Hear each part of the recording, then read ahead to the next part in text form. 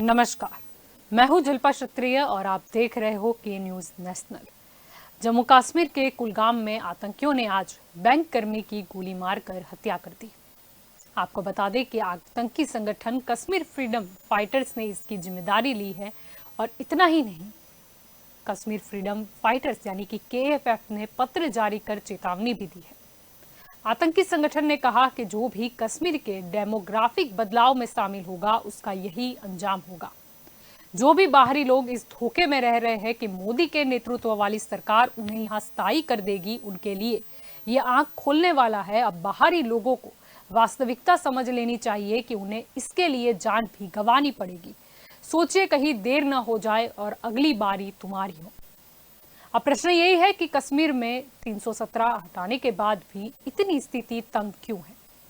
क्यों हिंदू संगठनों को ये बोलना पड़ रहा है कि कश्मीर में 1990 का दौर लौट रहा है? और यही हमारा आज का चर्चा का विषय भी है। और हमारे साथ आज इस चर्चा में जुड़ चुके हैं भाजपा की ओर से राजू शुक्ल हमारे साथ जुड़ चुके हैं, कांग्रेस की ओर से डॉक्टर निकुल पटेल हमारे साथ जुड़ चुके हैं, रक्षा विशेषज्ञ उत्पल वोरा हमारे साथ जुड़ चुके हैं और राजनीतिक विशेषज्ञ भरत राजगो भी हमारे साथ जुड़ चुके हैं। आप सभी का स्वागत है के न्यूज में। आपसे राजू जी यहाँ पर शुरुआत करना चाहूंगी। अगर धरती का स्वर्ग कहे जाने वाले कश्मीर की बात करें तो एक नया दिन होता है और कहीं एक निर्दोष व्यक्ति की हत्या हो जाती है। बिल्कुल ये चिंता करने वाली बात है कि भाई कश्मीर में दिन प्रतिदिन हिंदुओं पर मारा जाता है कि सरकारी कर्मचारी स्कूल में जाके शिक्षक की हत्या कर देते हैं। वो हिंदू है इसीलिए उसको मारा जाता है। जैसे आपने कश्मीर फाइल देखा, ठीक उसी तरह फिर से ये घटनाक्रम चालू हुआ है। लेकिन इस बार सरकार बहुत जागरूक है और जो भी स्टेप लेना है वो ले लिया है। और अभी थोड़े दिन के बाद आप देखेंगे कि जितने भी ये आतंकवादी है, ये हत्याकांड में शामिल है, उनको चुन चुन कर मारा जाएगा या सजा दी जाएगी। लेकिन बहुत ही खराब हो रहे हैं। जैसे 370 बाद में क्रांति स्थापी है और ये कश्मीर में जो उग्रवादी है उनको ये शांति नहीं अच्छी लग रही, इसलिए वो लोग ऐसा कर रहे हैं। और एक ही जाति को, एक ही हिंदू समाज को वो लोग टारगेट कर रहे हैं कि भाई मारो, कि कश्मीर सबका है। ऐसा पूरे भारत में कोई भी व्यक्ति, भारत का नागरिक को कहीं भी रह सकता है। लेकिन ये उन लोगों को अच्छा नहीं लगता है कि जिस प्रकार से केंद्र सरकार ने वहां पे रोजगारी देने की चालू की है, जो हमारे रिजर्वेशन का कोटा वहां पे लागू किया गया है, सब धीरे धीरे जो डेवलपमेंट हो रहा है वो उन लोगों को अच्छा नहीं लग रहा है। इसीलिए हिंदू समाज को एक मैसेज देना चाहते हैं और समग्र हिंदुओं के ऊपर ये गोलियां बरसाने का काम कर रहे हैं कश्मीर के अंदर। जी, लेकिन कहते हैं ना कि कोई भी आतंकी होता है, उनका कोई धर्म नहीं होता, कोई मजहब भी नहीं होता। हिंदुओं को तो वहां पर टारगेट बनाया ही जा रहा है, लेकिन कई मुस्लिम हैं, उन्होंने भी अपनी जान गंवाई। यानी आपकी आतंकी। बात सही है, आपकी बात सही है जी कि कोई मजहब नहीं होता है। कोई भी मजहब में ऐसा लिखा नहीं है कहीं भी कि भाई किसी का हत्या करके अपना धर्म का हो या अपना धर्म को स्थापित करो। लेकिन ये बर्बरतापूर्व हत्याकांड है और इसके लिए कड़क में कड़क सजा का जो भी प्रावधान है हमारे कानून के अंदर, उसके हिसाब से उसके कार्यवाही, इवन लश्करी कार्यवाही करने पड़नी चाहिए।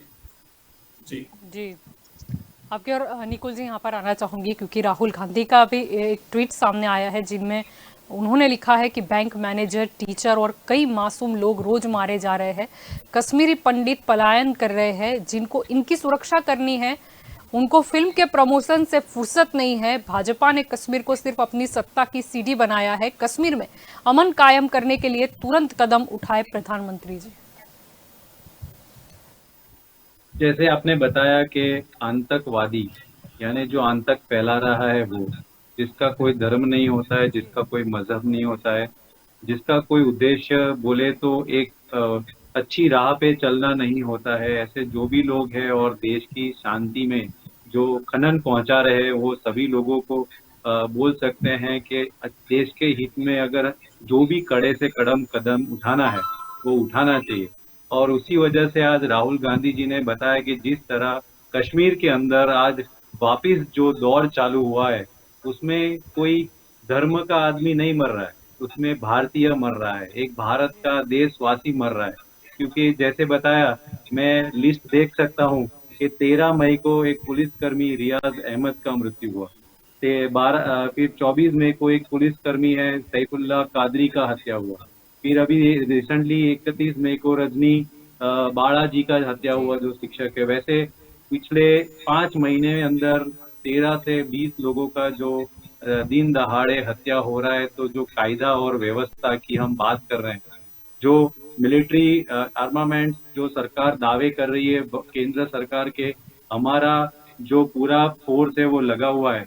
मुझे दुख के साथ कहना पड़ रहा है कि यही सब व्यवस्था में हमारे कहीं ऐसा भी मैंने सुना है कि 15 से 20 जवान भी शहीद हुए हैं।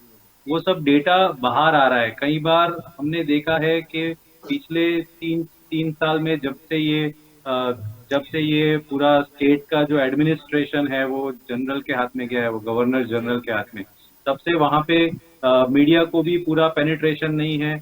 वहाँ पे क्या एक्टिविटी हो रहा है, कैसे हो रहा है, कौन मर रहा है, कितना लोग मर रहा है। पर अभी जैसे जैसे ये सब खुल रहा है तो सब डेटाज बाहर आ रहे हैं और लोगों की जो भावनाएं हैं वो भी बाहर आ रही है। हमें पता चल रहा है कि जिस तरह कश्मीर के अंदर लोगों का जीना आज वापिस एकदम गंभीर सा हो गया है, और आज लोग कहने पे मजबूर हो गए हैं कि जिस तरह 1990 के अंदर जो परिस्थिति थी, आज वही लोगों को वापिस वहां से अपना हिजरत का समय आ गया है। ऐसा बोल रहे तो बहुत ही दुखद बात है। जब भी देखो भारतीय जनता पार्टी हमेशा कांग्रेस को कोसती रहती थी कि ये ऐसा है, पर आत्ममंथन की उनको भी जरूरत है कि जब भी आप सरकार चलाते हो तो सरकार चलाते समय क्या परिस्थिति उद्भव होती है और उस परिस्थिति को कैसे काबू किया जाता है, वो हर एक सरकार की जिम्मेदारी। और मैं यहाँ से कहना चाहूंगा कि जब भी हमारे समय में या कांग्रेस के टाइम पे कोई भी जिम्मेदारी जब आई थी तो हमने बाखूबी लोक हित में, जनहित में, न जात देखा है न धर्म देखा है। एक भारतीय को सबसे ज्यादा और सबसे इम्पोर्टेंट क्या है वही हमने निर्णय लेके देश हित में काम किया है। आज जब राहुल गांधी जी ने ये ट्वीट किया है कि वहां के लोगों की परिस्थिति खूब गंभीर है, तो वो बयां करता है कि क्या हो रहा है वहां पे और क्या सरकार को करना चाहिए। क्योंकि राहुल गांधी जी हमेशा पूरे देश के लिए चिंतित रहते हैं, ना कि कोई पर्टिकुलर लोगों के लिए। हमारा एक ही धर्म है कि हम भारतीय हैं और भारत के लोगों की जरूरत क्या है। तो आज कश्मीर की अगर हम बात करें तो सबसे ज्यादा जरूरत है वहां के लोगों की प्रोटेक्शन की।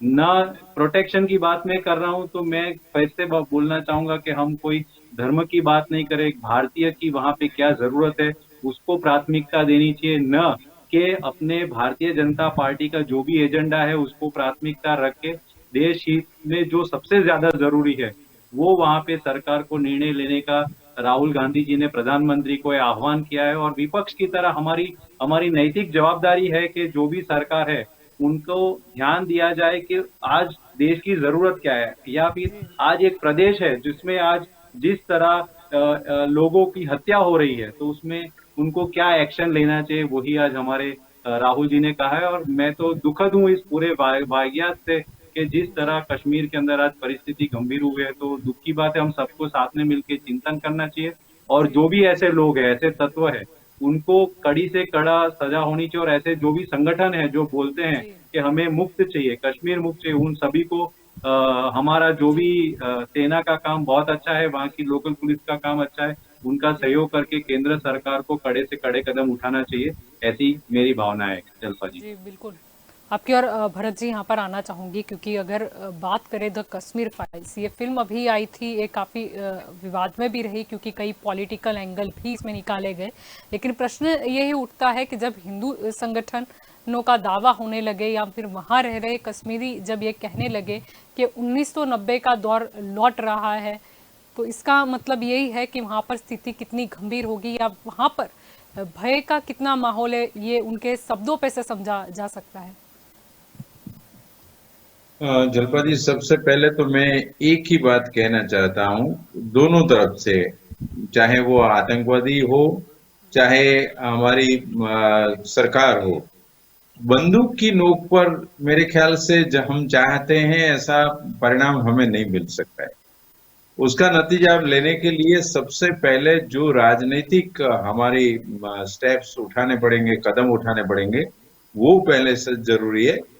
कश्मीर फाइल तो ठीक है, एक प्रोपेगेंडा की तरह या फिल्म के हिसाब से ठीक है।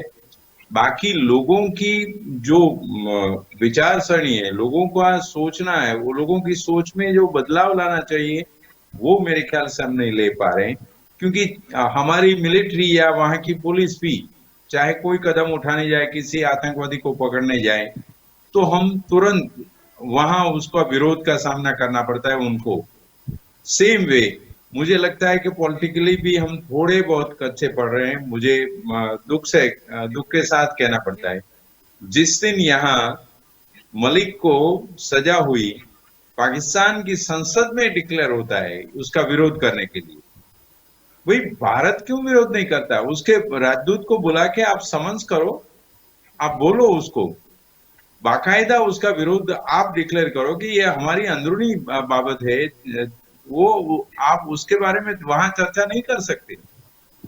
ये तो वहां के लोग चाहे रैली निकाले, कुछ भी करे, तो उनके लिए वहां कहना पड़ेगा, आपकी पुलिस ने ये रोकना पड़ेगा।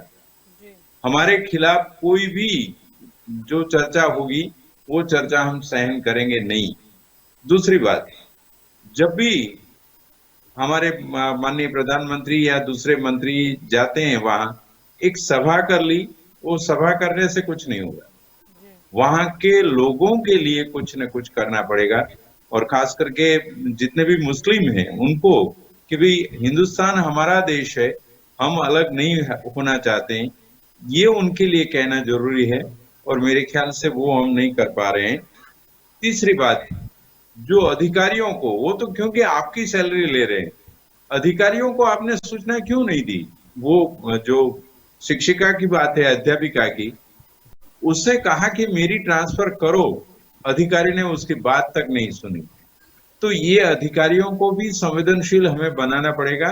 अगर वो संवेदनशील है कि यहाँ परिस्थिति खराब है, तो वहां के खास करके हिंदुओं के लिए, पंडितों के लिए या दूसरे हिंदुस्तानियों के लिए जो कश्मीर के नहीं है या मुसलमान नहीं है, उनके लिए वहां सुविधा, सुरक्षा के अलावा दूसरे भी करने पड़ेंगे। उनको ठीक से काम करने की एक हमें परिस्थिति देनी पड़ेगी, वो शायद हम नहीं कर पा रहे हैं, और इसी वजह से कश्मीर फाइल की तरह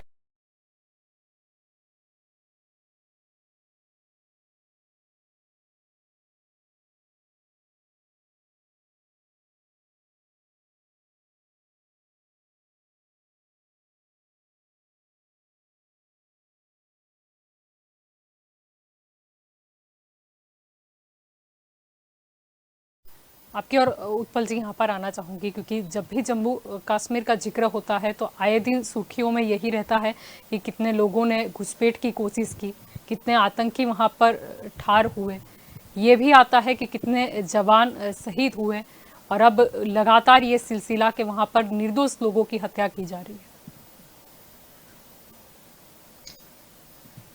जल्पा, first of all let me clarify कि ये जो डिबेट जो हो रही है उसमें मेरा there is no political angle in this. I am only going to discuss purely from the point of geostrategic, political point of view, and how in defense matters and in our local political matters, how it impinges upon our way of life. So let me start and let me put it across this way, my perspective. The issue of Kashmir to India, उसमें कोई नई बात नहीं. 1980 onwards, we have been facing this proxy war with Pakistan. The genesis of Pakistan is anti-India, and therefore, अगर anti-India stance of Pakistan, if it dies down, then the very rationale, the very relevance of Pakistan, gets died down. And therefore, where does Pakistan go in international world order, international, relations, and international, the perspective? That is the situation, and we have to, for a moment we can discuss all these Article 370, post 370, 370 scenario, local, situation in Pakistan, Jammu and Kashmir, and also the failure on the part of the political party to mobilize the support and sustenance of the the local people. We will come to that in a little later. But the timing should not be forgotten or not be forgiven, and we should not keep it aside and not get glued down only to word like Kashmir file and Article 370. Now Right, sir. look at from the international geostrategic perspective point of view why this is happening only at this moment of time. Possibly, this is just started. Possibly, and or ye hame, we'll have to keep it observing this. The situation in the Ukraine war and the India's stance on the Russia-Ukraine war has not gone very well with the Western countries. Therefore, Western countries, they tried their level best to pressurize India. And when they tried to pressurize India, India was equally firm in stating that as far as the international relations are concerned, and in that the role of India will be based only on India's interests, and we will not deviate from there. So this the positioning has not gone down very well with particularly superpowers like USA. And therefore, if you see the current bonhomie or the hotting up of the relations between America and the Pakistan is also one of the issue. Mr. Bilawal Bhutto had a one-to-one meeting with Mr. Secretary of State Blinken, and also with the military the leadership there, and also with the Pentagon. So, there is a possibility that America is trying to, create a Pakistan card willy-nilly to put pressure on India so that India runs to USA for certain amount of concessions to USA. Now, the US also said that we are ready to give you $50 billion. Look at this amount, $50 billion to sustain your weaponization program so that you can go away from Russia and you start buying, the American weapons from us. At this moment of time, we have not taken a firm stand on that. And that has also not gone well with, the USA. Secondly, on the other side, you see the regime change has taken place in Pakistan. And the CPEC, though the China-Pakistan Economic Corridor, has not, the entire project is not going well. And China is also not very happy with Pakistan. Maybe Pakistan is trying to prove its loyalty to China also and say that, look, we are ready to do whatever you want us to do. And at the same time, the Pakistan has also not been successful in getting the crude oil at a concession rate like what India got from Russia. So, the Russia-Pakistan relations are also not going well. In this kind of scenario, Pakistan, is trying to attain, some kind of attention from the world powers. And that can only happen, when they put the cards together like the China-Pakistan relations, China-Taliban relations, Pakistan-Taliban relations, and Pakistan-Middle East and Pakistan-America relations. Don't forget the issue that the Indian delegation, as we are talking now, they are having a conversation with the Talibani leadership. Pakistan डरा हुआ है if the Afghanistan and Taliban leadership also goes out of our hand and somehow starts listening to India, then the geostrategic balance will totally change. And that they cannot allow it to happen, including with China. So this is the relation. And on the other side, the way the Quad, and the meetings have gone through, Indo-Pacific Economic Forum has taken place, and the way, the India is getting prominence in the world order, it has definitely rattled up Pakistan. And therefore, this is a determined effort to make sure that the India-Pakistan, the relation, the pot must be kept boiling. And that is why create a situation whereby India, is not allowed to stabilize its economic and also the industrial growth, and therefore India does not emerge as a credible regional power. So that is the scenario. And that is the very rationale of Pakistan. So this is, this will happen. Jalpa, unfortunately, my last co-panelist very rightly, unhone bataya, in a country like India, the vibrant political, democracy, ultimately, you cannot win away a state or the people of the state by putting maximum number of boots and tanks and artillery guns. Russia has not been able to do it in Ukraine. Kashmir is our own state. We will never be able to do it. Therefore, the local law and order and military has its own place. There is no doubt that whenever the local governance comes under pressure, the security forces, particularly army, in a state like Pakistan, state like J&K, will definitely play its role and continue to play its role. But ultimately, political leadership will have to emerge because this is a politico-social problem. And unless the politicians, they start taking charge of the situation, it is not going to, help us anyway. 370 is a means to go to the progress. But if you do not allow the local level, ground level, this kind of, the progress, then what will happen? And secondly, the most important thing, this kind of activity cannot make no mistake, and I am not mincing words. This kind of situation and this kind of activity cannot take place unless there is a local support. Where is this guy emerging from with a gun? How did he procure the gun? How did he shoot and where did he go? Where is he hiding? Why so much of time is taking for the security forces to locate and carry out an encounter or to neutralize him? Why people are not coming forward to say that here is the guy, इसने किया हुआ है, इसको पकड़ो. So therefore, there is a local support. Let's not make mistake. Let's not paint a picture that everything is rosy. And after post 370, the Kashmir has changed. We want to do it, we can go ahead that way. But I think it will not serve the purpose. If we want to be honest to ourselves, and if we want the security forces to go ahead in its objective, the political support at a local level is necessary. Unfortunately, the local political leadership of local parties are not hand in gloves with the national security policy. What to do? That is the reality, Jalpa. Because if the local political leadership are not in line, or in the sync with the national security policy, then this kind of thing is going to happen. When this kind of thing happens, they actually get happy. Regrettably, it is a fact of life. Therefore, we have to find the alternate to the local political leadership. The political leadership must come together. There has to be a mass movement to take place or should take place in Kashmir to have pro-India feelings growing in the local people. And central government will have to back it up with a large amount of economic aid, economic infrastructure, economic development, and therefore it must start showing on the ground. When people see this kind of a change happening, things will change. Few photographs of tourists visiting Kashmir and going to Nishad Garden and structured tours and all that will not serve the purpose. We have to, Kashmir is a geostrategic important state.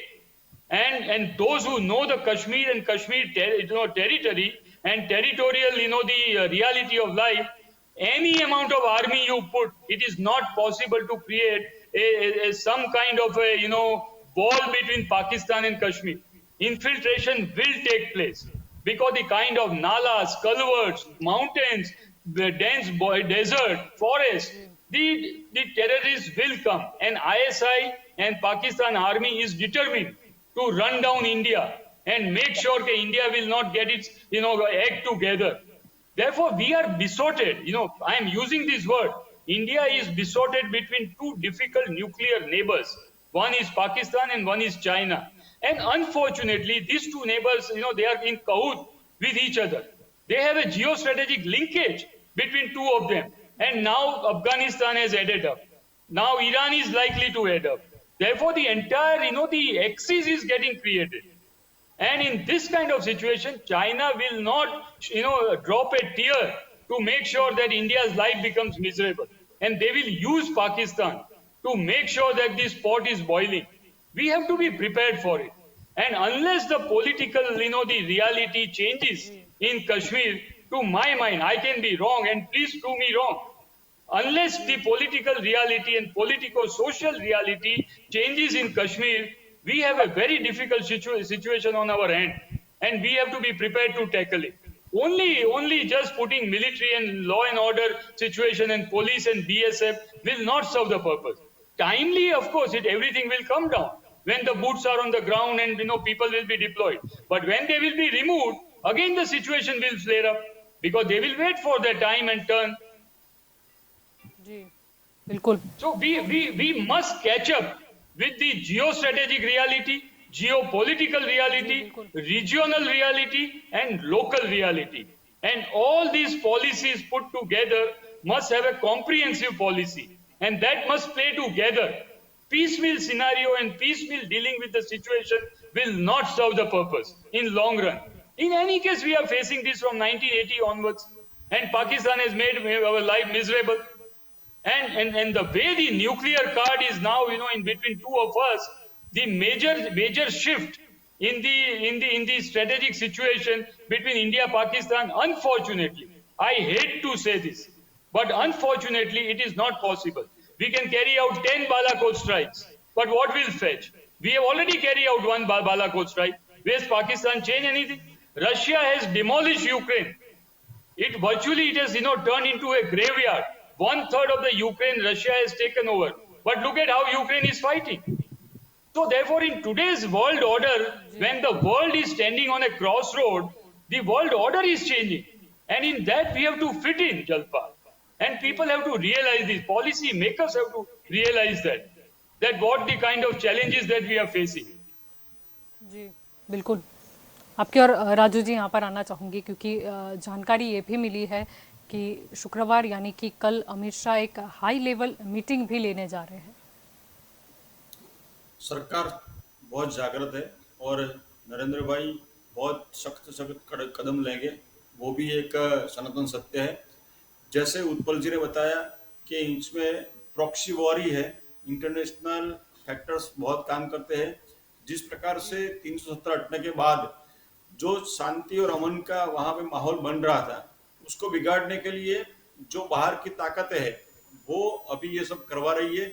और local support के बिना ये नहीं हो सकता। ये भी सनातन सत्य है कि वही कुछ न कुछ तो लोग मिले हुए हैं कि भाई ये जगह पे हिंदू काम कर रहा है, काम कर रहा है, कोई भी बाहर का आदमी काम कर रहा है, कैसे हटाना है, उसको कैसे मारना है। और उस पेश दिया जाता है कि जब जगह स्कूल के अंदर आए और सब लोगों को लाइन में खड़ा किया और इसमें हिंदू कौन है तो वो बताया। बाद में जैसे एक कश्मीर फाइल के अंदर भी बताया था, इस तरह से उसमें भी सेम स्टाइल से ये हत्याकांड हुआ। तो ये अभी मेरे कांग्रेस के मित्रों ने भी बहुत अच्छा स्टेटमेंट दिया कि भाई ये समय है लड़ने का नहीं है और साथ में खड़े रह के उसका सामना करने का है। हम भी स्वीकारते हैं कि भाई ये साथ में खड़े रह के जो पहले की स्थिति थी वो बिल्कुल नहीं बननी चाहिए। और नरेंद्र भाई और अमित भाई हाई लेवल मीटिंग करेंगे और उसका जो भी करना पड़े वो भी करेंगे। और जैसे स्ट्राइक किया था, एयर स्ट्राइक, वो फिर से करनी पड़े तो भी करेंगे। ये भाजपा का क्लियर स्टैंड है, नरेंद्र भाई अमित भाई का क्लियर स्टैंड है कि इसके लिए जो भी करना पड़े वो करेंगे। जी जी आपके और निकुल जी यहाँ पर आना चाहूँगी। जिस पत्र का मैंने जिक्र किया था कि KFF द्वारा जो एक पत्र जारी किया गया जिसमें साफ लिखा गया है कि डेमोग्राफिक अगर बदलाव लाने की कोशिश की जाएगी तो उसका अंजाम भी यही होगा। यानी कहीं ना कहीं फिर एक बार चेतावनी एक दी जा रही है और डराने का एक पत्र लिखकर जी माहौल बना रहे हैं। सबसे पहले मैं कहना चाहूंगा कि जिस तरह हमारे रक्षा विशेषज्ञ ने कहा कि लोकल लोग हैं, यानी कि वहाँ के जो लोकल रेसिडेंट्स हैं, उनको जो विश्वास में लेने की बात है वो धीरे धीरे जो विश्वास बढ़ाने की बात है। लोकल नेता जो लोग वहाँ के लोकल पॉलिटिकल विल है, वहाँ के लोगों की जो रिक्वायरमेंट्स है वो समझ के फिर अगर आगे जैसे काम करेंगे तो थोड़ा बहुत माहौल होगा। वरना जिस तरह मिलिट्री डिप्लॉयमेंट करके अगर हम एक बार थोड़ा शांति अमन कर सकते हैं, लेकिन वो ज्यादा लंबे समय तक कायम रखना खूब मुश्किल बात है, क्योंकि उसके अंदर भी हमारे देश का पैसा लगता है, हमारे देश का जो भी हार्ड अर्न मनी है उसमें लगता है एक पर्टिकुलर स्टेट के लिए। और दूसरे स्टेट्स में अगर वही पैसा अगर इकोनॉमिक डेवलपमेंट में लगाया जाए तो बहुत ही बेहतर होगा। वहां पे भी सोचना पड़ेगा कि किस तरह हम वहाँ के लोकल जो पॉलिटिकल है, जो पॉलिसी मेकर्स वहाँ पे, क्योंकि हम देख रहे हैं कि जब से 370 लगा है ना वहाँ पे कोई चुनाव हुआ है, ना वहाँ पे कोई पॉलिटिकल लीडर्स का कोई अभिप्राय दिया गया है, वहाँ के कोई भी लोकल लोगों का ना तो कोई जात का विश्वास में लिया गया है। आपका मंशा था, आपने किया, बहुत बढ़िया बात है, देश की रिक्वायरमेंट थी, लेकिन जिस तरह लगाया गया तो आज वहाँ के लोगों की जरूरत क्या है। हिंदू राष्ट्र की बात हो रही है, लेकिन हिंदुस्तान एक भारत है और भारत के अंदर हर एक नागरिक का अधिकार है, वो कोई भी धर्म का हो, क्योंकि संविधान के अंदर हर एक धर्म के आदमी को रहने का अधिकार दिया गया है। तो जिस तरह अगर आप देखो ब्रेक्सिट हुआ था, तो वहां पे जब लोकल यूके लोगों का अभिप्राय लिया गया और जब वोटिंग हुआ तो वहां पे ब्रेक्सिट को वोट मिला और वो ब्रेक्सिट हुआ और आज यूके यूरोपियन कंट्रीज से अलग हो गया है। मैं ऐसा नहीं बोलता हूँ कि ऐसा कुछ यहाँ पे होना चाहिए, लेकिन जो भी रिक्वायरमेंट है आज, अगर हम पूरे वर्ल्ड का जियोपॉलिटिकल टेंशन देखें तो आज जिस तरह यूक्रेन को रशिया ने पूरा वो किया है, इसी तरह आज देखें तो पाकिस्तान ऑक्युपाइड कश्मीर हो वो दूसरी बात है, लेकिन हमारा खुद का जो जम्मू और कश्मीर है उसके अंदर शांति अमन बनाए रखने की हमारी प्राथमिक जवाबदारी है। लेकिन वो जब हम बोलते हैं कि लोकल गवर्नेंस यानी सेल्फ गवर्नेंस की बात करते हैं, तो हम केंद्र सरकार से फिर विनती करते हैं कि वहाँ के जो भी लोग हैं, वहाँ के जो भी रिक्वायरमेंट्स है उनको समझ लिया जाए, उनके साथ बातचीत किया जाए और जल्दी से जल्दी वहाँ पे जो रिक्वायरमेंट है, सबसे पहले जो चुनावों की जरूरत है, क्योंकि जब भी हमारा जो सोशियो इकोनॉमिक स्ट्रक्चर है या जो भी कॉन्स्टिट्यूशनल स्ट्रक्चर है उसमें हमेशा जो लीडर्स होते हैं वो ही एक्टिविटी करते हैं। जैसे आज वहाँ का लोकल लीडरशिप का सपोर्ट नहीं मिल रहा है, इसीलिए ये लोग आए दिन करके खून करके चले जाते हैं और फिर वो होता है। तो मेरा यही विनंती है वापिस अगेन कि जो भी निर्णय लिया जाए वहाँ के लोगों के हित में लिया जाए, भारत को एक देश समझ के लिया जाए और जिस तरह काम हो रहा है उसमें सही में बहुत ही चिंतन की जरूरत है। हमारे प्रधानमंत्री और हमारे जो होम मिनिस्टर अभी है वो एक्टिवली पार्टिसिपेट कर रहे हैं, मीटिंग्स कर रहे हैं, पर आने वाले दिनों में उसको बहुत ही अच्छी तरह और क्या रिक्वायरमेंट है वहाँ की वो अगर समझे तो मेरे ख्याल से ज्यादा परिवर्तन आ सकता है। जलपाबेन, बिल्कुल आपकी और भरत जी यहाँ पर आना चाहूंगी, क्योंकि जम्मू कश्मीर का अगर जिक्र करें या फिर वहाँ पर कब चुनाव होंगे इसका जिक्र करें तब मुद्दा एक परिसीमन को लेकर भी आ जाता है। आपने बहुत सही कहा कि चुनाव जब हम करते हैं तब इससे पहले लोगों में विश्वास खड़ा करना जरूरी है। आज पिछले इलेक्शंस जितने भी हुए, बहुत सारे इलेक्शंस हुए 90 के बाद, वहां के आप परसेंटेज देखिए। जम्मू कश्मीर में इलेक्शन में परसेंटेज 10% या 15% से नहीं बढ़ता है। कारण क्या है? लोग चुनाव नहीं चाहते हैं या चुनाव में इलेक्शन में अपना वोट देना ही नहीं चाहते हैं, या तो वो डर से दे रहे हैं या नफरत से नहीं जा रहे हैं। तो उनके दिमाग में जो नफरत है, मेरे ख्याल से जब हम हिंदुस्तान की पूरा भारत की बात कर रहे हैं, हम एक व्यापारियों को चाहे नए इंडस्ट्रियलिस्ट को वहां न बसाएं, मगर हमारे यहाँ के जम्मू कश्मीर के अगल बगल के स्टेट्स में व्यापारियों को क्यों नहीं कह सकते, इंडस्ट्रियलिस्ट को क्यों नहीं कह सकते कि आप कच्चा माल, चाहे वो जम्मू कश्मीर में हिंदू हो मुसलमान हो, किसी से भी वहां से ही लो। उनको एक विश्वास, उनके दिमाग में विश्वास खड़ा करना पड़ेगा, क्योंकि तभी ये सब हो पाएगा। और दूसरी बात जो है कि आज हमारे आईपीएल का रिसेंटली एक एग्जांपल ले लें, उमरान मलिक एक बच्चा वहां का आईपीएल में खेला, उसकी वजह से उसकी सोच बदल गई। उसने कहा कि नहीं, भारत में बहुत सारे हमारे चांसेस हैं विकास के, हमारी बहुत सारी ये तक है। तो ये जब तक नहीं होता है तब तक तो ये मुश्किल है। और खास करके यहाँ हाई लेवल मीटिंग कर रहे हैं वो अलग बात है, वहां ग्राउंड लेवल पे मेरे ख्याल से मीटिंग करने की जरूरत है। मुझे यूपी का एग्जांपल इसलिए देना पड़ रहा है, शायद उत्पल साहब भी जानते होंगे कि यूपी में जब इलेक्शन था, एक एक गांव में आरएसएस के 5-5 लड़के हैं, बीजेपी के 5-5 लड़के युवा वहां थे और हर एक गांव में प्रचार कर रहे थे। हम जम्मू कश्मीर तो छोटा स्टेट है, क्यों नहीं कर सकते? क्या नरेंद्र भाई जिस दिन ध्वज फहराने गए थे बरसों पहले, आज हमारे बीजेपी और आरएसएस के युवा ये कर सकते हैं कि हम जाके एक एक गांव में बसेंगे, चाहे उस बीजेपी के पास आरएसएस के पास पैसे की कोई कमी इस तरह से नहीं है। उनको कहिए आप 1 महीना रहिए और आपकी सारी स्ट्रेटेजी समझाएं, लोगों को, लास्ट पर्सन को समझाएं। जब तक आप अंतिम लोग को ये समझा नहीं पाएंगे तब तक उनके दिमाग में से ये जो कहें कि एक गलतफहमी है वो दूर नहीं होगी। चाहे भारत कुछ भी अच्छा कर रहा हो, आज ऐसा है, हम मीम्स तो बहुत बनाते हैं या व्हाट्सएप में मैसेज भी देते हैं, ये कहते हैं कि पाकिस्तान ऐसा भिखारी है, वो है, फिर भी लोग क्यों उसको अच्छा कहते हैं, क्यों उसके साथ जुड़ना चाहते हैं? उसके कारण में वो कारण की उसकी जो जड़ है उसमें जाना जरूरी है। और तो ही जो उत्पल साहब ने कहा वो सही है कि पुलिस या मिलिट्री एक एक आदमी के पीछे नहीं रह सकते हैं। चाहे जितने भी बहुत कम हिंदू हो फिर भी, वहां पंडित बहुत कम हो फिर भी, एक एक के पीछे आप कब तक रखोगे? और उसके साथ 24 घंटा तो नहीं रह पाओगे ना, उसको घर जाना होगा, उसको बाजार जाना होगा, सब उससे हर एक को अंगरक्षक की तरह, हम बॉडीगार्ड की तरह एक एक पुलिस वाला देंगे, एक एक मिलिट्री मैन देंगे। मिलिट्री को क्या दूसरा कोई काम नहीं है? पुलिस को दूसरा काम नहीं है लॉ एंड ऑर्डर का? तो आप जो कर रहे हैं उसके लिए वहां के लोगों का सपोर्ट मिलना जरूरी है, और वो मिले इसके लिए मेरे ख्याल से अभी तो मेरे दिमाग में सबसे अच्छा आइडिया यही आ रहा है जो यूपी में हुआ, और यूपी में हम कामयाब भी हुए। मैं राजू भाई को खास कहता हूं, हम इसलिए बोल रहा हूं कि मुझे भी कोई इससे नफरत नहीं है या मैं इसके खिलाफ नहीं हूं बीजेपी के। बीजेपी का वर्कर, 5-5 वर्कर, 2-2 वर्कर एक छोटे छोटे गांव में जाए और वहां जाके जम्मू कश्मीर में सब लोगों को ये उनके साथ रहे, उनको अपना नजरिया सुनाए, उनको नजरिया समझाए, तो ही मेरे ख्याल से that we can do and we can change Jammu Kashmir.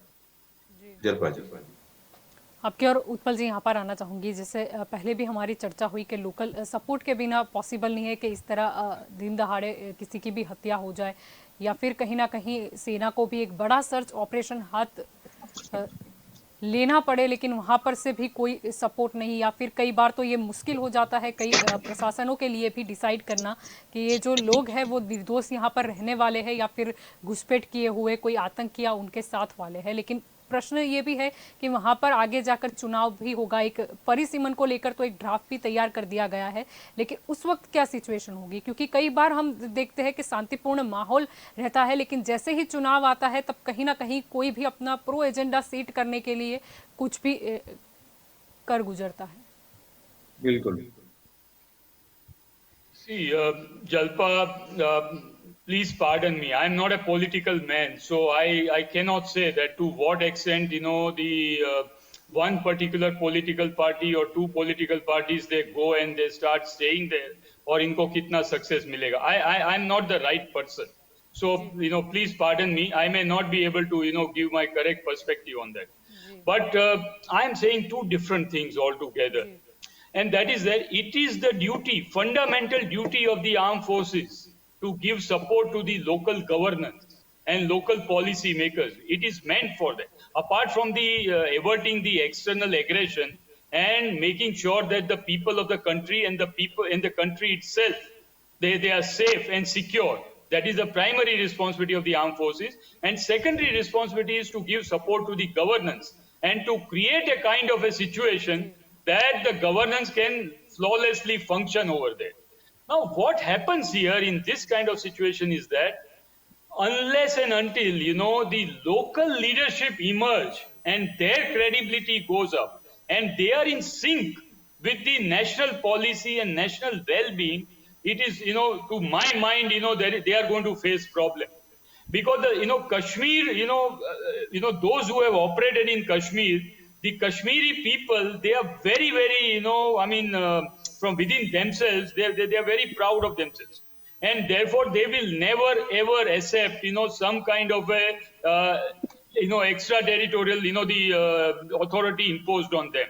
But at the same time, it must be made very clear to them that Jammu and Kashmir is an integral part of India, no matter what happens. And therefore, those who prefer to go the AK-56 way, they will be dealt with in an appropriate manner. If you decide to live by the sword, you will be tackled that way and you will die by the sword. There is no doubt in that. Armed forces will make sure that if you challenge the authority of the state, then you cannot be alive. There is no doubt. You will be given an option to surrender, but if you don't surrender, you have to face the bullet. There is no doubt in that. The country cannot take on this kind, no self-respecting nation can take this kind of a nonsense from a neighboring state. And therefore, the policy of neutralizing the terrorists and terrorism has to continue. But the situation now comes to is that many politicos, the social strategists, they come on the TV and they start rejoicing. और इनके मुंह पे बहुत आनंद आ जाता है जब neighbors like Sri Lanka, Pakistan, Myanmar and all that, they come into economic mess. I am giving a little thought for, the food for, thought. Think it this way, that if Pakistan goes into turmoil and economically, they come into the, the blinkering, the state, the situation will be much worse. A credible Pakistan is much better than a Pakistan which is about to break away and splinter into 3-4 groups. Because you never know at that moment of time how many people will be picked up by ISI and Pakistani armed forces. And they will say Islam खतरे में ये है वो है India के अंदर देखो किस तरह से problem हो रहा है you have to go and fight, you have to become jihadi, and more number of terrorists will, state sponsored terrorism will become more and more, and we will have more problems at our hand like what we are facing now in Afghanistan. Ultimately the world has to deal with Taliban. Hardcore terrorists, hardcore mercenaries are running the government of Taliban. And world powers like Russia, America, China, they are, they are eating out of their palm. There is no other option. Do you want that kind of situation to happen in Pakistan? Therefore, to my mind, and I could be wrong, mine is just one strategic view. Pakistan's economy, we are not there to support them economically. But we should, if we are thinking well about a regional credibility and regional balance of the power, Pakistan's economy must survive on its own, the weight. Pakistan should not get into economic problems. Otherwise, we have very major problems at our end in the future years. That kind of a Pakistan, and that also militarily strong, and a nuclear Pakistan, it will give us a nightmare. Mark my words. I would like to be proved wrong. But, this is an issue of debate. And people don't realize. Imran Khan katora leke ghoom raha and all that. Media is also to a large extent to be blamed for creating wrong perception in the mind of people of this country. We want a stable Pakistan. Though the responsibility of creating stable Pakistan is not on India and Indian leadership. But we should wish that Pakistan should not go the Sri Lanka way. Because otherwise we have much, much worse situation at our hand. Because we are not war with Sri Lanka. But we definitely have problem with Myanmar, Nepal, Sri Lanka and, Pakistan and China. Therefore, these are the kind of, the dynamics that one has to take into consideration when you deal with Pakistan. So if you keep neutralizing terrorists, the more number of people will be ready to cross over and come. So it will be a continuous process.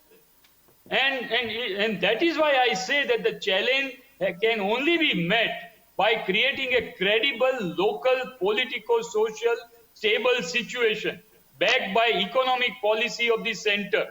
Unless you do that, regrettably, I am telling you, we may not have a very, a prominent, result coming out of Kashmir. But that does not mean that Kashmir will walk away out of our hand. No way. Kashmir is an integral part of India and nobody should dream about it. They can create 1,000 problems for India. But India will not allow that kind of situation to happen where situation goes out of control. Armed forces will take care of that. We are meant for that.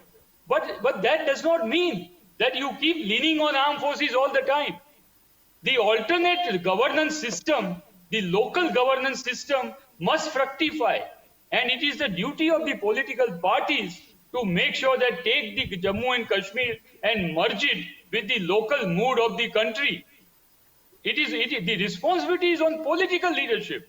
Not, central, yes, to the extent, yes, but local and regional leadership. They have to rise to the occasion that we will lead you. We will make sure that you come into sync with the national policy. We will make sure that the aid which is given by the central government is utilized properly and a new Kashmir is created. That has to be done. अगर आप ये करोगे नहीं ये तो ये next 50 years it will go on like this. बिल्कुल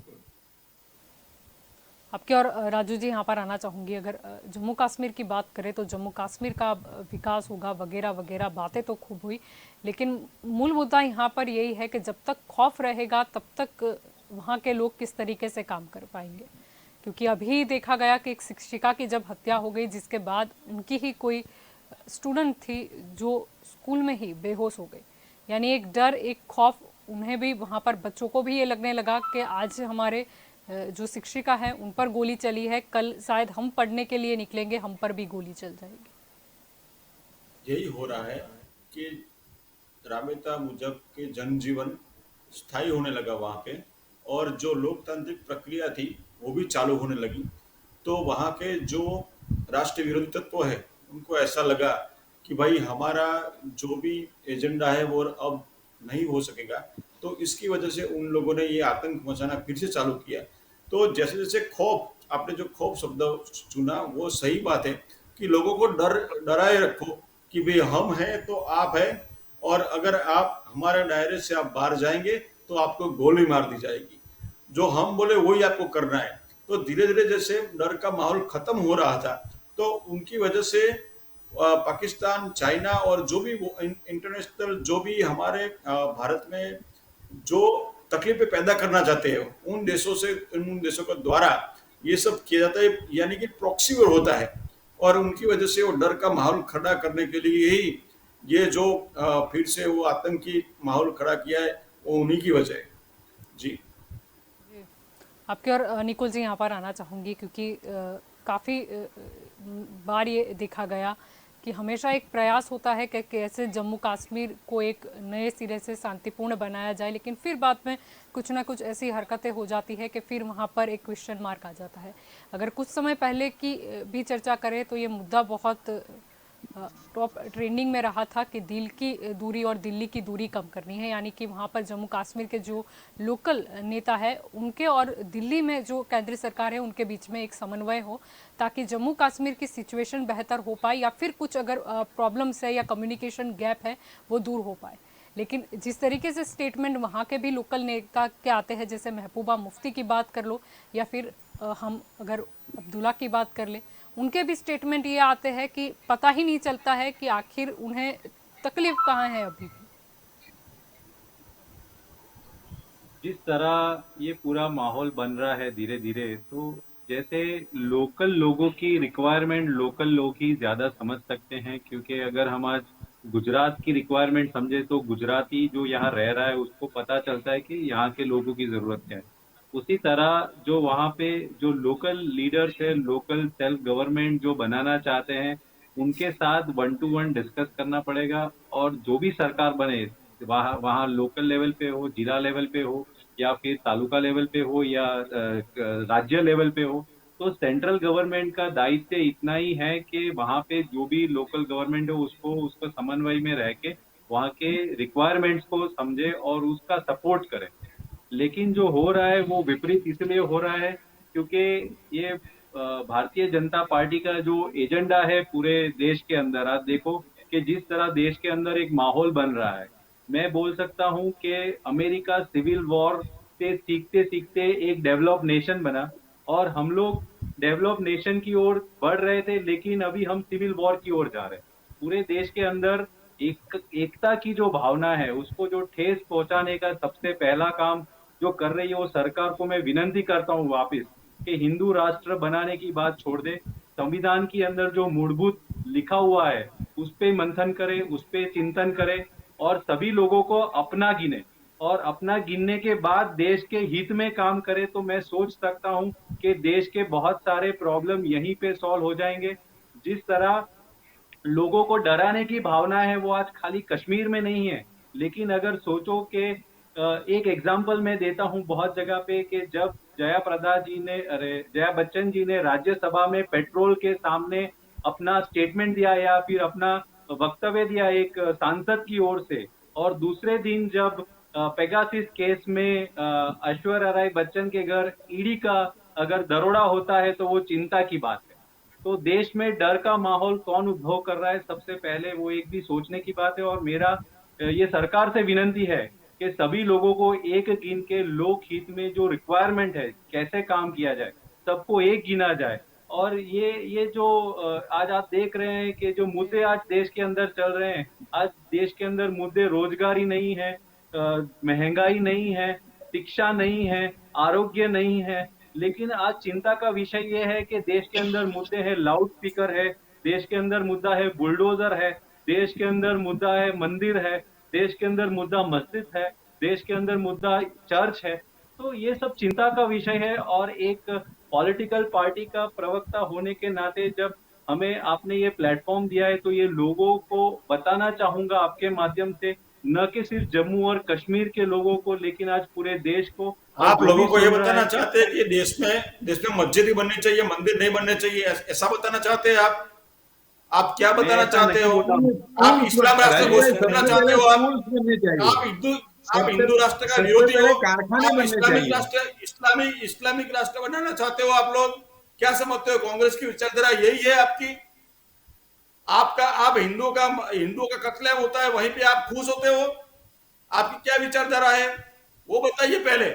आप मंदिर मस्जिद की आपने बोल दिया, बात आप लाते हो, ज्ञानव्यापी आपने मस्जिद बोल की दिया, बात करना चाहते हैं आप। बोल पूरे दीजिए। देश में किसने माहौल खराब किया? केरल के अंदर भाजपा के कार्यकरों को, आरएसएस कार्यकरों किसने मारे? ये केरल के अंदर जो भी बनाव बनता है उसमें क्यों सपोर्ट करते हो आप? पश्चिम बंगाल में जो चुन चुनकर भाजपा के कार्यकर्ता मारे गए उसमें क्यों सपोर्ट करते हो आप? शांति ही चाहिए। आपको कोई हिंदुत्व की बात किसी करे, की कोई भी हत्या हिंदुओं की होती बात है करे, वो वो आपको कतई अच्छा नहीं लग रहा है? बर्दाश्त नहीं हो पाती, हिंदू चाहे वो हिंदू के पश्चिम विरोधी बंगाल हो, क्यों है चाहे आप? वो जम्मू आपने राम कश्मीर मंदिर का हो, क्यों चाहे विरोध किया कोई था? और स्टेट हो। राम को आपने काल्पनिक चित्र क्यों बताया था? राम को तोड़ने की आपने क्यों शुरुआत की थी? अभी डिस्कशन का लेकिन ये मुद्दा है ही आपने नहीं। मुद्दा नहीं, इसने मुद्दा भटकाया है। मैं शांति से पहले से मैं बोल रहा था कि भाई ये कश्मीर की सोच है, कश्मीर को हमारा है और सबको साथ में मिलकर करना चाहिए। अभी मुद्दा भटकाया कि डर का माहौल किसने खड़ा किया? भाई डरना पड़ेगा, जो भी राष्ट्र विरुद्धत्व है उसको डरना पड़ेगा, जी जो भारत में रह के पाकिस्तान जिंदाबाद बोलेगा उसको डरना पड़ेगा। जी और उसमें आपके भाई आप बंधुओं ने जो मुद्दे पे अभी ले जा रहे हैं वो गलत है। मैं संविधान को मैं नहीं ले जा प्राथमिक रहा हूं। देने की बात कर रहा हूँ। आपके उम्मीद भाई करते हैं बंधुओं मैं कि ने जो लोग संविधान को निर्दोष प्राथमिकता देने लोगों की की बात कर हत्या रहा कर हूँ। रहे ये हैं, देखिए उन्हें लोगों के डर लगे और अधिकार ये की सब बात कर रहा हत्याएं हूँ। बंद हो जाए, बस मैं इतना वही बोल रहा जो चाहते हूं। भी हैं। हत्या हो रही है वो कानून में गैर कायदेसर है। आपने जी बुलडोजर की बात की, जो जो गैर कायदे जो से भी इमारत कानूनन बनाई गई है, गैर जो उसको भी गिराना गैर पड़ेगा। कानूनी काम इस वो देश में चाहे होता हिंदू है, की हो या मुसलमान की हो, जो अवैध कब्जा है उसको हटाना पड़ेगा। बुलडोजर आपके पेट में दुखता अवैध है, कब्जा सबको है। पता है। मैं वही बोल रहा अगर हूँ। अगर आप अगर कोई आप लाउड स्पीकर बजाता है, आप बोल सामने लीजिए वालों को फिर मैं जिसको बताता हूँ। पता है, ठीक है, आप बोल रोड लीजिए, के ऊपर नमाज आप पढ़ी बोलिए। जाती है, आपका वो अप्रोच आप आपका बता मुद्दा दीजिए, है। क्योंकि आपको हमने सही नस दबा दी है इसलिए आपको आप तकलीफ नहीं, हो रही सही है। सवाल नहीं। हमने सही आपने नस दबा आपने दी है दस इसलिए आपको ठीक तकलीफ है हो रही है। मुद्दे ठीक को है, डाइवर्ट किया भाई। आपने मुद्दे को डाइवर्ट किया। उम्मीद करते हैं कि शायद खौफ उन्हें लगे, ना कि निर्दोष वो लोगों को। कोई भी लेकिन प्रकार का हो, जो ऐसा नहीं ऐसी है। ये देश के अंदर विचारधारा रखते हैं कि सभी निर्दोष लोगों नागरिकों की को हत्या हो जाए या अच्छी फिर तरह कहीं कोई रहना। जयचंद है, उन्हें डर या खौफ लगना चाहिए, हमें तो वो माहौल चाहिए मैं वही बिल्कुल बोल रहा बिल्कुल। हूँ। कि जो मैं वही बोल रहा हूँ हत्या कि करने से पहले सोचे जो 10 बार। आतंकवादी है, जो भारत विरोधी तत्व है, जी उनको डरना पड़ेगा। जी मैं वही पहले से बोल रहा हूँ और आज भी जी बोल रहा हूँ, आगे भी हमारा बोलूंगा। लेकिन जी हमारा आपने जिस तरह भी से धर्म बुलडोजर की यही बात है की, उम्मीद कि ये करते देश हैं के अंदर कि जो अगर कश्मीर कोई में शांति लाने की आतंकवादी बात कही या गई कोई थी या फिर कहीं अनधिकृत ना कार्य कहीं होता जो है तो लोगों ने उसके सालों सामने पहले आवाज उठाना पलायन कर चाहिए। दिया था, उन्हें या उनकी हिंदू या वापसी की बात मुसलमान करी हो, कोई गई भी थी, उस पर भी ध्यान जाति का दिया हो, जाए और धर्म का साथ हो, ही उसको ये बख्शा भी नहीं ध्यान दिया जाएगा। जाए कि जम्मू कश्मीर में जो लोग रह रहे हैं यही उनकी सोच भी रही है। हिफाजत कैसे हो, उनका विकास कैसे हो, या फिर अगर उनके बच्चे हैं वो अच्छी शिक्षा कैसे प्राप्त करें। अगर हम बिल्कुल बिल्कुल। बोलते आए हैं कि क्योंकि कुछ रिस्ट्रिक्शन की वजह से वहां पर कुछ औद्योगिक विकास नहीं हो पाया है, लेकिन विकास तो अब होना चाहिए, लेकिन साथ ही उसकी जो भौगोलिक सुंदरता है वो भी खत्म नहीं होनी चाहिए। मुद्दे काफी सारे, उम्मीद करते हैं कि इस सभी चीजों पर गौर किया जाए। आप सभी मेरे साथ इस चर्चा में जुड़े, इसीलिए आप सभी का शुक्रिया। तो दंगल देश का में आज का हमारा मुद्दा ये था कि जिस तरीके से एक के बाद एक हम देख रहे हैं कि जम्मू कश्मीर में निर्दोष लोगों को मारा जा रहा है, एक के बाद एक खबर आ जाती है कि आज इसे दिन दहाड़े गोली मारकर इसकी हत्या कर दी गई। कभी किसी शिक्षिका की हत्या होती है, कभी हत्या हो जाती है किसी एक्टर्स की। आज की बात करें, बैंक मैनेजर की हत्या कर दी गई। प्रश्न ये होता है कि आखिरकार शांति क्यों नहीं जम्मू कश्मीर में। जम्मू कश्मीर जिसे भारत देश का सिर कहा जाता है, जिसे ताज के नाम से उसे सम्मानित किया जाता है, जम्मू कश्मीर में शांति क्यों नहीं, ये तंग स्थिति क्यों। एक के बाद एक ये हत्याएं हो रही है और पत्र लिखकर जब ये जाहिर भी कर दिया गया कि मनोकामना क्या है, वहां पर शांति क्यों स्थापित नहीं हो पाई। आर्टिकल 370 हटा दी, बहुत अच्छी बात है, लेकिन मुद्दा वहां से शुरू होता है, खत्म नहीं होता। मुद्दा यह शुरू होता है कि चलो आर्टिकल 370 हटा दी, बाद में वहां पर किस तरीके से शांतिपूर्ण माहौल प्रस्तापित करें, जम्मू कश्मीर में रह रहे स्थानीय लोगों की क्या दिक्कतें हैं उसे कैसे हल किया जाए, दूसरे राज्यों के साथ कैसे जम्मू कश्मीर को भी विकास की ओर जोड़ा जाए, देश हित की ओर जोड़ा जाए। जम्मू कश्मीर का जिक्र होता है तब ना सिर्फ विकास की बात आती है, लेकिन साथ ही बात आती है कि वहाँ की संस्कृति जो है उसकी भी हिफाजत हो। वहाँ पर मुद्दा ये भी आ जाता है कि उसकी जो सुंदरता है, उसकी जो भौगोलिक दृष्टि से देखा जाए तो वो कैसे कायम रहे, उसका भी ध्यान रखा जाए। जो भी लोग आज भी आतंक फैला रहे हैं उन्हें खौफ क्यों नहीं है, खौफ आम लोगों को क्यों हिंदू संगठनों द्वारा ये कहा गया कि अब ऐसा लग रहा है कि 1990 का दौर लौट रहा है। इतना कितना डराया जा रहा है, या फिर ये हादसे जो मजबूर कर रहे हैं उनको सोचने पर,